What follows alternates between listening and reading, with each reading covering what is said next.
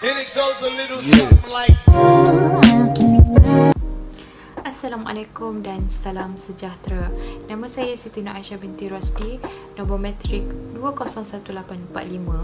Jadi untuk tugasan yang terakhir pada minggu 14 bagi subjek multimedia dalam bahasa BBM 3410, iaitu berkenaan dengan tugasan resensi buku kajian wacana dan strategi komunikasi, teori dan aplikasi daripada Prof. Normaliza Abdul Rahim. Okey, terdapat 7 bab yang terkandung dalam buku kajian wacana ni, iaitu kajian wacana, teori dan pendekatan wacana, analisis tekstual dan ujaran, strategi komunikasi, taksonomi dan pendekatan strategi komunikasi, analisis strategi komunikasi dalam kalangan kanak-kanak, dan yang terakhir adalah cadangan kajian akan datang. Buku ini bertajuk Kajian Wacana dan Strategi Komunikasi, Teori dan Aplikasi oleh Normaliza Abdul Rahim, penerbit UMT, Universiti Malaysia Terengganu, tahun terbitan 2019. Buku ini mengandungi 7 bab beserta dengan 102 halaman. Sinopsis buku Kajian Wacana dan Strategi Komunikasi, Teori dan Aplikasi adalah penggunaan teori analisis wacana dan strategi komunikasi dalam kajian dapat memberi kesan terhadap penyelidikan. Teori analisis wacana dan strategi komunikasi yang bersesuaian dan bertepatan dengan kajian juga perlu diambil kira supaya kajian lebih memberi manfaat kepada individu yang berkaitan serta masyarakat keseluruhannya. Teori analisis wacana dan strategi komunikasi juga dapat memberi kesan terhadap pemahaman yang lebih mendalam dalam sesebuah kajian. Malah, aplikasi daripada teori analisis wacana dan strategi komunikasi boleh digambarkan sebagai kajian yang menarik dengan perbincangan dan huraian yang teliti dan padat.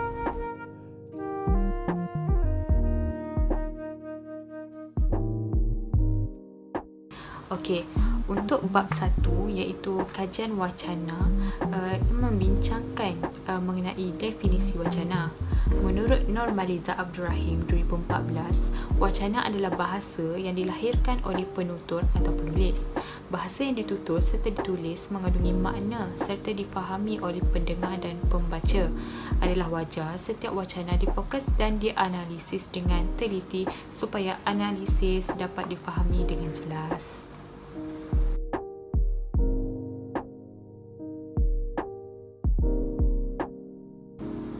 Seterusnya, bagi bab 2 iaitu teori dan pendekatan wacana, terdapat sejumlah teori dan pendekatan wacana yang diperkenalkan oleh pakar-pakar wacana. Antaranya, teori analisis wacana Brown and Yule 1983 yang menyenaraikan 4 elemen wacana iaitu perandaian, implikatur, rujukan dan inference. Selain itu, bagi teori analisis wacana Stubbs 1983 juga memfokuskan kepada linguistik wacana, iaitu pendekatan linguistik wacana, kebolehramalan, fonotaktik, tata bahasa, intuisi tentang urutan wacana, keboleh-ramalan dan idealisasi, kawalan struktur bermaksud, wacana kanonikal dan idealisasi, analogi dan kesimpulan. Seterusnya, teori analisis wacana kritik Vendish 1977. Teori ini terbahagi kepada beberapa elemen iaitu struktur makro, superstruktur dan struktur mikro.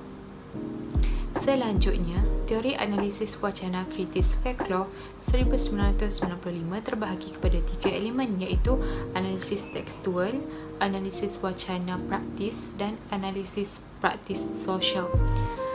Pendekatan analisis wacana Nurmaliza Abdul Rahim 2018 memaparkan 5 elemen penting iaitu praandaian, emosi, nilai dan budaya, bahasa dan inference.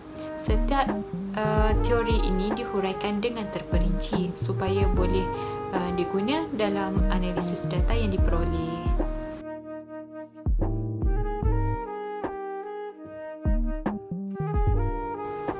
Kemudian, bab 3 ialah analisis wacana tekstual dan ujaran. Kajian analisis wacana ini meliputi 3 kajian iaitu kajian wacana tekstual lirik lagu, wacana tekstual cerita sosial dan ujaran dalam kanak-kanak autism. Kajian wacana tekstual model penceritaan nilai sosial melalui cerita kanak-kanak Nurmaliza Abdul Rahim 2018C mengandungi 5 buah lagu yang berjudul Keluarga, Saya yang Istimewa, Diri, Saya Faham dan Saya Tahu. Setiap lagu ini mengandungi nilai sosial yang boleh diterapkan dalam kalangan kanak-kanak. Manakala bagi cerita sosial yang bertajuk Keluarga Saya, Saya Istimewa, Nenek dan Datuk, Hati dan Jiran, cerita ini ditulis bagi tujuan memberikan kesedaran kepada masyarakat keseluruhannya serta kanak-kanak istimewa iaitu kanak-kanak autism. Nilai sosial bertujuan untuk memberikan kesedaran kepada masyarakat tentang pentingnya kepribadian yang mulia. Dengan wujudnya nilai dalam diri, maka negara akan menjadi lebih aman dan sejahtera.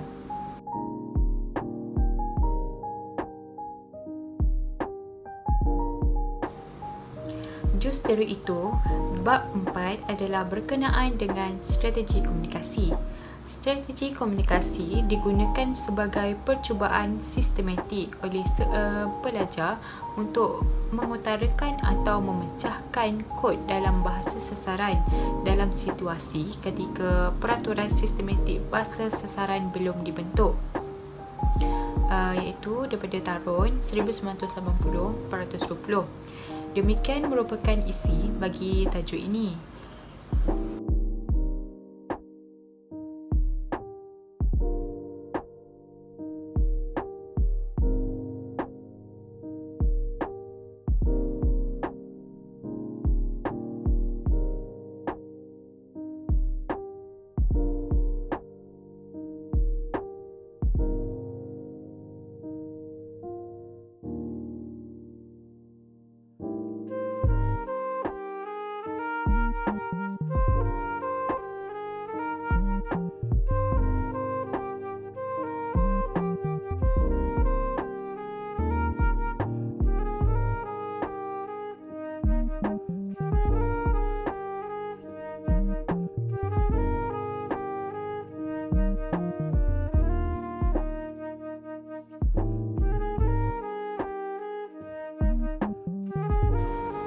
Seterusnya, bab 5 ialah taksonomi dan pendekatan strategi komunikasi.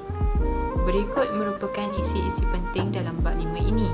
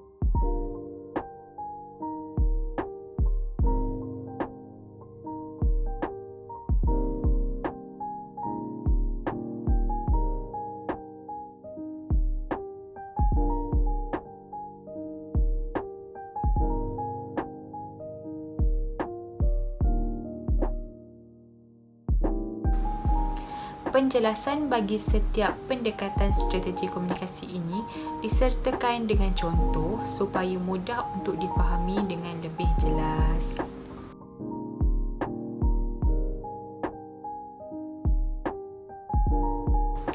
Analisis strategi komunikasi dalam kalangan kanak-kanak merupakan bab 6 dalam buku ini. Analisis ini berkenaan dengan bab 3 yang terdapat dalam buku Multimedia dalam Bahasa juga daripada Prof. Nurmaliza Abdul Rahim, iaitu berkenaan dengan perbincangan kumpulan sekolah dianalisis dengan menggunakan pendekatan strategi komunikasi yang baru. Terdapat 16 pendekatan strategi komunikasi, iaitu singkatan, perkataan baharu tiada makna, penafian, percanggahan, persoalan, pengulangan, perujukan, pembetulan kendiri, topik berlainan, pengabaian mesej, celahan, penangguhan, terjemahan literal, pelbagai bahasa iaitu frasa ataupun ayat, pertukaran bahasa iaitu kosakata, imajinasi dan kesopanan. Nurmaliza Abdul Rahim 2018E menunjukkan bahawa strategi komunikasi penting dalam kalangan masyarakat yang ingin menyampaikan mesej serta menggunakan strategi yang pelbagai supaya komunikasi lebih berkesan.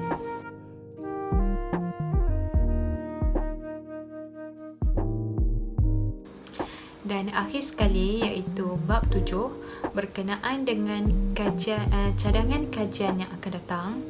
Bab ini mencadangkan kajian lain yang berkaitan dengan kajian wacana dan strategi komunikasi. Contohnya melalui bahasa isyarat, bahan bercetak dan bahan elektronik dan media sosial. Bagi bahasa isyarat, kajian boleh dilakukan dengan memahami setiap bahasa isyarat yang digunakan secara profesional, iaitu cara bahasa isyarat dunia ataupun bahasa isyarat yang selalu digunakan malah difahami sekelompok masyarakat.